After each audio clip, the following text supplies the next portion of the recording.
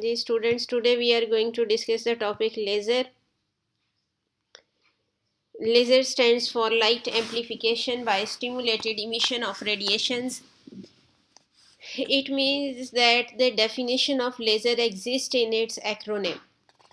इसके एब्रीविएशन में ही इसकी डेफिनेशन है, क्या है? लाइट एम्प्लीफिकेशन, यानी जब एम्प्लीफिकेशन होगी लाइट की तो इसका मतलब क्या है? इंटेंसिटी ऑफ लाइट इंक्रीज होगी।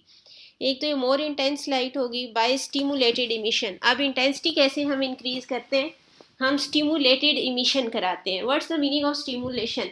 Stimulation is to encourage something, to induce an something, किसी चीज़ को इंड्यूस कराने को हम कहते हैं स्टिमुलेशन। तो स्टिमुलेटेड इमिशन होगी, यानी कि रेडिएशंस इमिट होंगी जिनको हम खुद से इंड्यूस करेंगे, स्टिमुलेट करेंगे। वो कैसे करते हैं आगे हम इसकी वर्किंग में डिस्कस करेंगे नेक्स्ट सेक्शन में।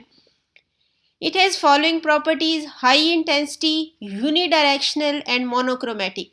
आपने ऑब्जर्व किया होगा कि समटाइम्स फंक्शंस पे या कहीं पे भी लेज़र लाइट्स जब लगाई जाती हैं वो यूनिडायरेक्शनल होती है, एक ही लाइन में बहुत दूर तक जा रही होती है लाइट, जबकि जो ऑर्डिनरी सोर्स ऑफ लाइट होता है उससे लाइट स्कैटर होती है इन ऑल डायरेक्शंस। 360 डिग्री पे जितनी भी डायरेक्शंस हैं उन सब की डायरेक्शन में स्कैटर हो रही होती है लाइट फ्रॉम कॉमन सोर्स।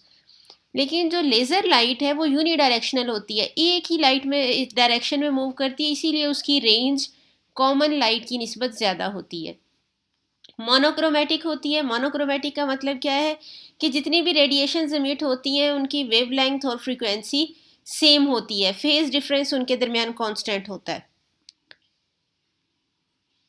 अब हम यहाँ पे स्टिमुलेटेड इमिशन और स्टिमुलेटेड अब्जॉर्प्शन के बारे में थोड़ा सा डिस्कस पहले करेंगे इस टॉपिक तक जाने से पहले।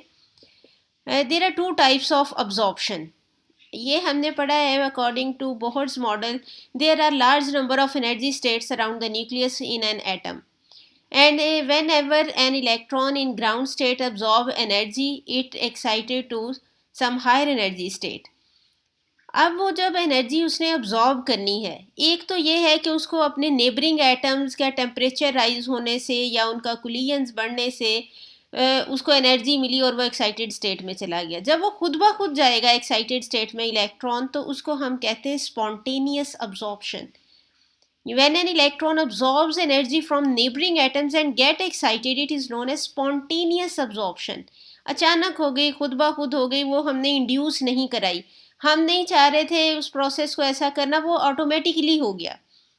लेकिन जब हम खुद एक्सेलरेशन प्रोवाइड करते हैं, वोल्टेज सोर्स से एनर्जी प्रोवाइड करते हैं इलेक्ट्रॉन्स को और उस एनर्जी को ऑब्जॉर्व करके वो एक्साइटेड स्टेट में जाते हैं, तो फिर हम ये कहते हैं कि वो हमने खुद से प्रोसेस कराया, खुद से इंड्यूस कराया। That is known as stimulated absorption.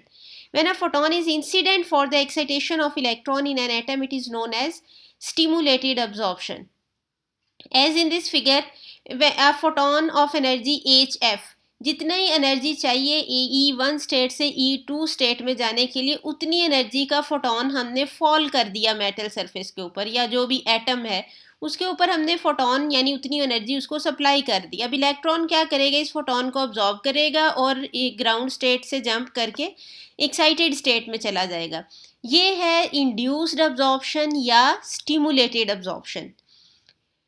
इसी तरह से जब इलेक्ट्रॉन हायर एनर्जी स्टेट से जंप करके ग्राउंड स्टेट में वापस आएगा, तो जितनी एनर्जी उसने अब्जॉर्ब की होगी उतनी ही एनर्जी वो इमिट कर देगा in the form of radiations like this.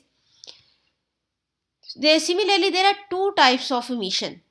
The excited atom may decay by spontaneous emission by emitting a photon of energy EHF is equal to E2 minus E1 in any arbitrary direction as shown in figure। इसमें क्या है कि एक atom excited state में चला गया, वहाँ वो कुछ टाइम के लिए स्टे करेगा, जब उसने खुद ब खुद जो है वो स्पॉन्टेनियसली डिके होगा, ग्राउंड स्टेट में आ जाएगा। लेकिन इसमें इस इमिशन में क्या होगा कि इलेक्ट्रॉन जितनी देर के लिए एक्साइटेड स्टेट में जाके उसका जितना भी टाइम है 10⁻⁻8 सेकेंड, नैनो सेकेंड में है, मिली सेकेंड में, उतना टाइम वो एक्साइटेड स्टेट में प्रेजेंट रहेगा। ऐसा नहीं होगा फ़ौरन जाएगा और फ़ौरन जंप करके वापस आ जाएगा, यानी वहाँ पे गैप आएगा मिली सेकेंड का या नैनो सेकेंड का।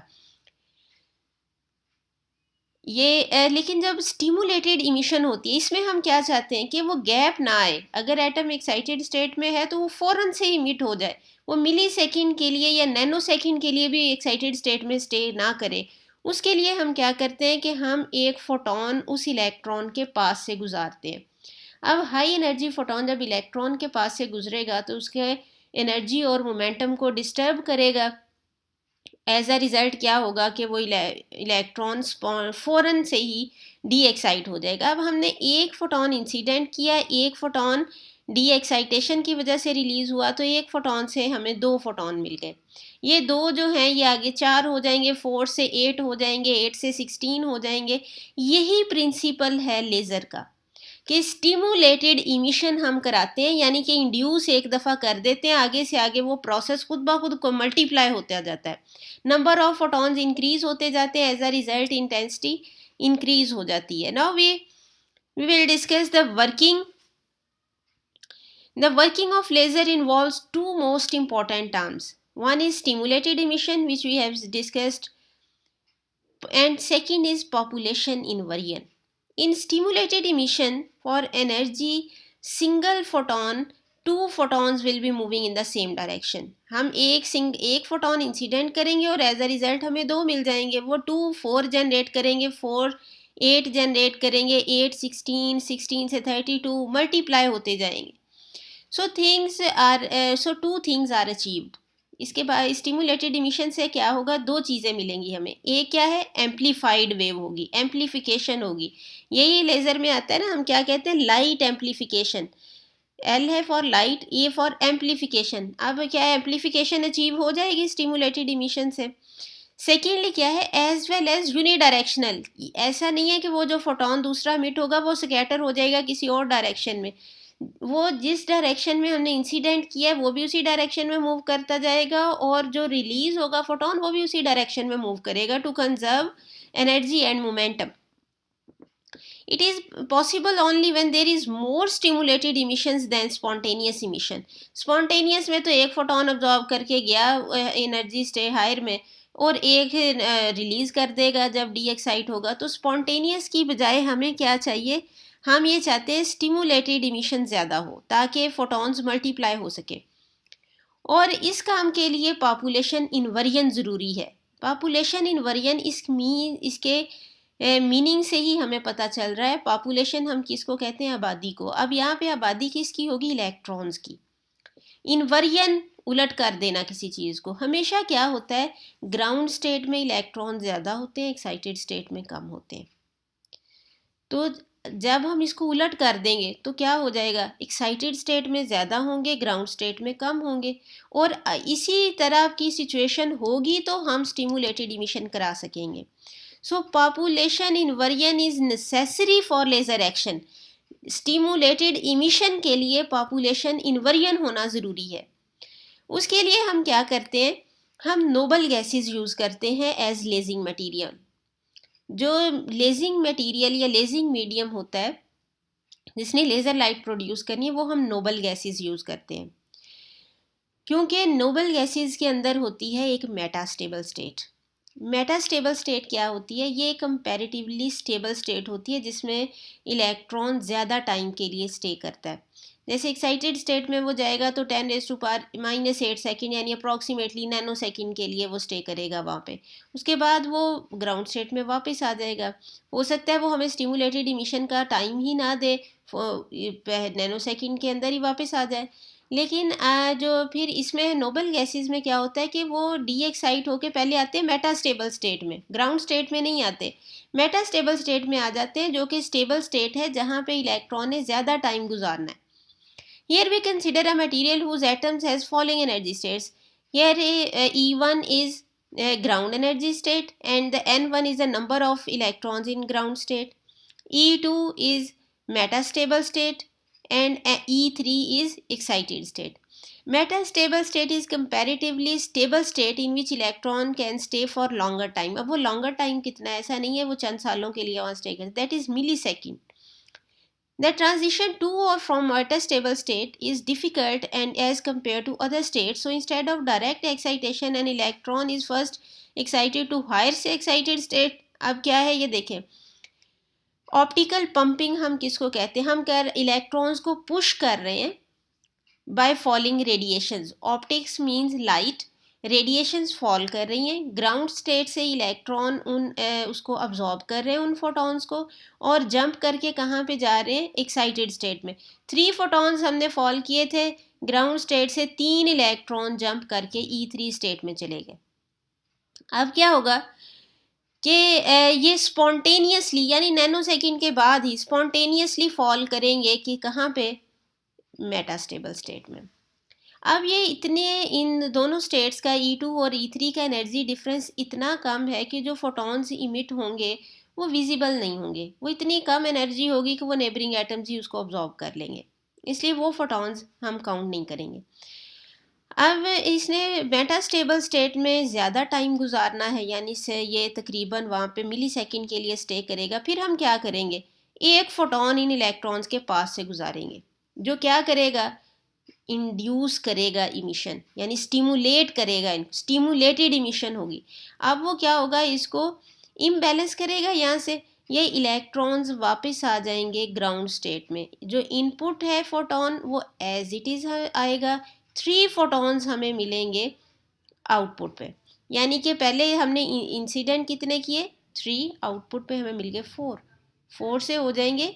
ये अब हर एक फोटॉन जो है वो एक को इंड्यूस कर सकता है और एक को एक्साइट कर सकता है. इस तरह से ये आगे से आगे नंबर ऑफ फोटॉन्स इंक्रीज होना शुरू हो जाएंगे. Now we consider that an electron is excited by stimulated absorption of photon having energy hf is equal to E3 minus E1. और हमेशा ये हमें पता है from Bohr third postulate that the energy of photon is equal to the difference of energy states. Excited electron does not come back to ground state, rather it decays to metastable state spontaneously and it stays in metastable state for longer time. Here we get a situation in which number of electrons in excited state is greater than number of electrons in ground state. This condition is known as population invariant. जैसे ये देखें, जिस time पे electron excite होके excited state में चले गए तो एक्साइटेड स्टेट में ज़्यादा इलेक्ट्रॉन्स हैं ग्राउंड स्टेट की निस्बत, तो इसको हम कहते हैं पॉपुलेशन इनवेरिएंट. जब पॉपुलेशन इनवेरिएंट अचीव हो जाए फिर हम क्या कराते हैं? स्टिमुलेटेड इमिशन कराते हैं. इन विच N2 is greater than N1, where N2 is number of electrons in excited state and N1 is the number of electrons in ground state. Now it's easy to start laser action. The electrons in metastable state are bombarded by a photon having energy hf is equal to E2 minus E1, which results as stimulated emission giving an intense and coherent beam in the direction of incident photon. We can consider the whole assembly in the form of a tube. We consider a tube that its one end is partially silvered. Partially silvered means कि half radiations escape कर सकती हैं, half को ये reflect back कर देगा. And other end is completely silvered, in which optically active gas as medium is filled. इसके अंदर कौन सी गैस फिल की है? optically active. optically active का मतलब क्या है? वो गैस जो फोटॉन्स को ऑब्जॉर्ब करके एक्साइट हो सके. As photon moves back and forth, it excites more atoms to emit photons. As the process continues, the photons begins to multiply. For example, here we see that one photon creates two photon one is creating 2 and the second one is also creating 2. So this will create 2, second 2 यानी 2 से हमें मिल गए 4, 4 से मिल गए 8. अब ये जो 8 इस पार्शली एंड से स्ट्राइक करेंगे तो इसमें से देखिए कुछ एस्केप कर गए हैं, कुछ वापस आ गए हैं. ये जो वापस आए हैं अब ये दोबारा से इंड्यूस्ड इमिशन कर सकते हैं. इनकी एबिलिटी है कि ये दोबारा से एक्साइटेशन भी कर सकते हैं, इंड्यूस्ड इमिशन भी कर सकते हैं, स्टिमुलेटेड इमिशन भी कर सकते हैं. तो एक दफ़ा प्रोसेस जो हम इनिशिएट करेंगे वो खुद ब खुद फोटॉन्स मल्टीप्लाई होते जाएंगे. Therefore, much more intense monochromatic and coherent light than ordinary light is obtained. That's why laser light is always more intense. It's unidirectional and monochromatic. क्योंकि पूरा मीडियम एक ही है, एक ही गैस फिल की हुई है, तो जो उनकी एनर्जी स्टेट का डिफरेंस कांस्टेंट होगा, इसलिए जो फोटॉन इमिट होंगे उन सब की वेवलेंथ और फ्रीक्वेंसी सेम होगी. सेम एनर्जी के फोटॉन्स रिलीज होंगे depending on the energy state from which excitation or transition is conducted. So here we discussed about the production of laser, how laser is produced. It's based on two basic conditions. One is population inversion and second is stimulated emission. And next we will discuss, in the second lecture we will discuss about the uh, applications, uses of laser, where it is used in industry and where it is used in medicine.